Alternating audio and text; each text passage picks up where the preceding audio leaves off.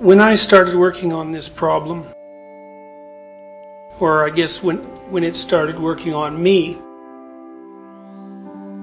it was probably really in the mid-80s, and I found myself suffering from two things. One was a very lengthy sequence of nightmares about nuclear destruction, and they're very affecting dreams. Despite the production of thousands and tens and thousands of weapons of unimaginable destruction, that people could go about their day-to-day lives without acting as if anything fundamental whatsoever had changed. I probably spent my whole life trying to understand what evil was, and more importantly, what might be done about it. The nature of human being is such that it consists of a confrontation with the bounded finite with the unbounded infinite. And that means that people deal, in a real sense, on an ongoing basis, with the infinite. And I believe that that fact is the reason why religious experience is essentially, and belief is essentially endemic to mankind. It's a human universal, and it's not because people believe. It's because human existence as such consists of a confrontation between the finite and the infinite. And religious systems merely take that into account.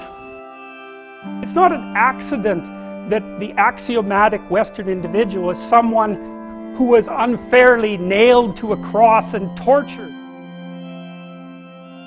Now, our finitude in the face of the infinite has some inevitable consequences, and I would say those consequences are essentially the existential conditions of life. And so what that means is that suffering is central to the nature of human existence. And suffering exists as a consequence of the consequences of our limitations. Every single person who's alive is going to die. And every single person who's alive is going to deal with serious physical illness and mental distress. Is there a way to conduct your life in such a manner that the intrinsic vulnerability that characterizes your life is rendered not only acceptable but desirable? And to me, that's the central question of existence. So what do you do about that? Well, I thought about that for a long time too. It's like, well, there's a deep idea in the West too. It's like, pick up your damn suffering and bear it and try to be a good person so you don't make it worse. The terrible things that people have done to each other, you just cannot even imagine it. It's so awful. So you don't want to be someone like that. Said that tragedy is a precondition for being. Being is the interplay between the finite and the infinite, and in that interplay there's tragedy. There's no way out of that. Evil's something different. Evil's the conscious attempt to make the conditions of existence more pathological than they have to be, and it's motivated by conscious intent. The motivations arise because people pay a terrible price for their self-conscious awareness, and that awareness is their awareness of their vulnerability, and that is a terrible thing to be aware of. That vulnerability can be confronted forthrightly, accepted, and the appropriate decisions made. Alternatively, people can retreat into their own rationalistic arrogance and attempt to deceive themselves and everyone else about the nature of their own existence and about the nature of reality. That pathway leads to nothing but destruction.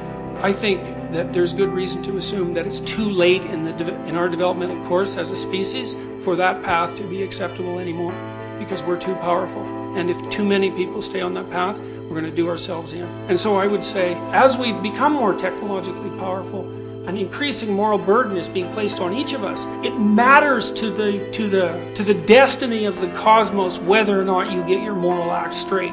And I don't mean that in a trivial way. I believe that that's as close to an empirical fact as anything that can be demonstrated. And I also believe that's as terrifying a thing to consider as anything you could possibly imagine. And maybe it's too much to ask of people. But you know, our great religious traditions do continually remind us that inside every human being there's a spark of divinity. And that idea is a precondition for our entire system of law. There's always the possibility that it's true. And if it's true, it means that there's an infinite avenue of potential that lays open to every single person, and that the ability to transform the terrible conditions of reality into something not only acceptable but worthy of celebration actually lies within our grasp. And the alternative to that is the continual generation of a kind of hell that's so incomprehensibly awful that by any reasonable person's standards, it has to be regarded as something to avoid.